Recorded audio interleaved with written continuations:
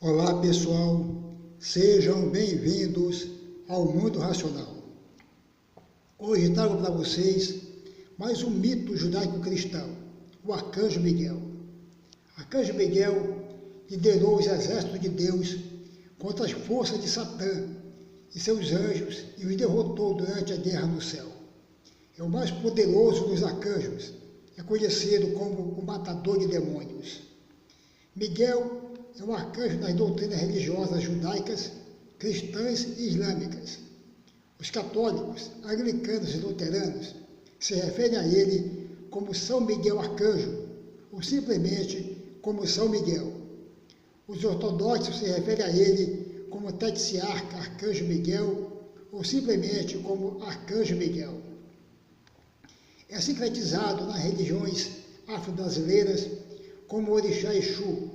Em Pernambuco, é sincretizado como Orixá Oxóssi. Em hebraico, Miguel significa aquele que assimilar a Deus, o que é tradicionalmente interpretado como uma pergunta retórica. Quem como Deus? Em latim, quis ut Deus, para a qual se espera uma resposta negativa e que implica que ninguém é como Deus. Assim, Miguel é reinterpretado como símbolo de humildade perante Deus.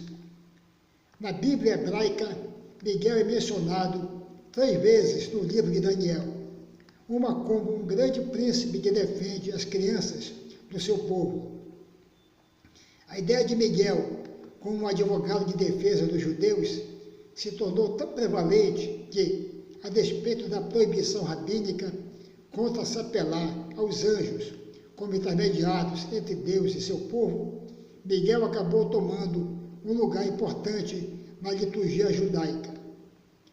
Os santuários cristãos em honra a Miguel começaram a aparecer no século IV, quando ele era percebido como anjo de cura e, com o tempo, como protetor e líder do exército de Deus contra as forças do mal.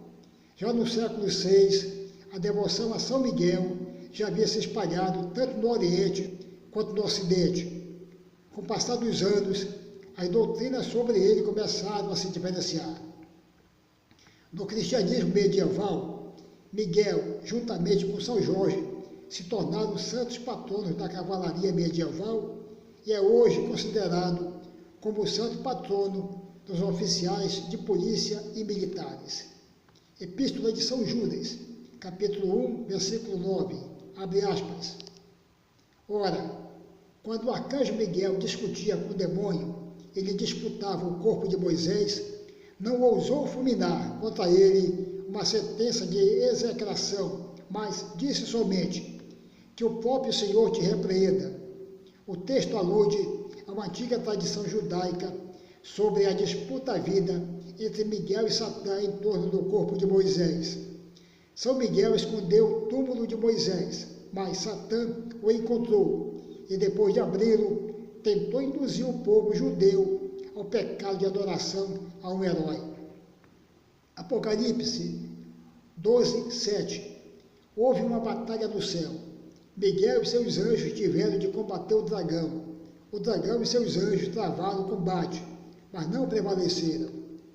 Pois bem, fiéis a essas indicações das Escrituras Sagradas, os cristãos atribuem a São Miguel Arcanjo as seguintes tarefas: combater Satã e os poderes das trevas, resgatar as almas dos fiéis que estejam sob o domínio do demônio, especialmente na hora da morte, ser o protetor e defensor do povo de Deus, o que inclui tanto os judeus no Antigo Testamento.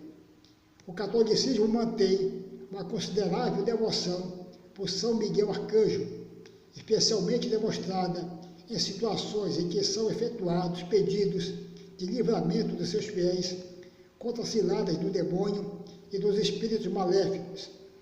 Acredita ainda que, durante as orações, e quando o nome do arcanjo é invocado, este defenderá os crentes com grande poder que Deus lhe concedeu, protegendo-os contra os perigos, as forças do mal e os inimigos.